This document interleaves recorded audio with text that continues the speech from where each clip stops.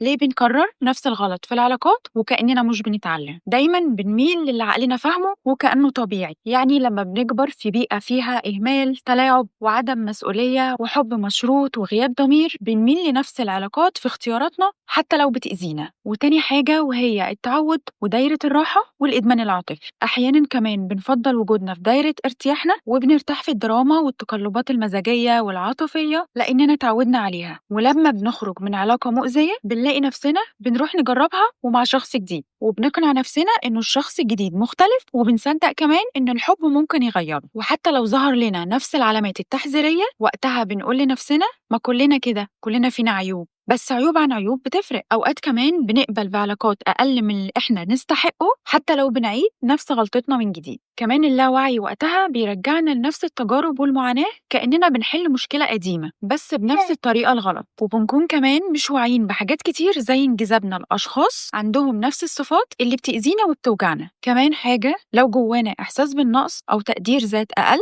أو إننا مش كفاية بنلاقي نفسنا بنرضى بأي علاقة حتى لو مش مناسبة. ولما كمان ما يبقاش عندنا معايير ولا صورة واضحة لحياتنا وعلاقاتنا اللي احنا محتاجينها ولشريك حياتنا، فبالتالي بندخل أي علاقة بيكون فيها اهتمام حتى لو مؤقت، حتى لو مش مناسبانا. كمان الاندفاع العاطفي وإحنا لسه متأثرين عاطفيا وخارجين من علاقة، اختياراتنا وقتها بتكون غلط وكمان مش منطقية، وحتى لو عارفين الصح مش بنطبقه وقت الإعجاب والحب. لما بنخرج كمان من علاقة وبنفكر نفسنا إننا اتعلمنا، لازم وقتها نفكر بجدية ونفهم إحنا غلطنا في إيه علشان ما نكررش غلطنا أكتر من مرة مع أشخاص مش مناسبة.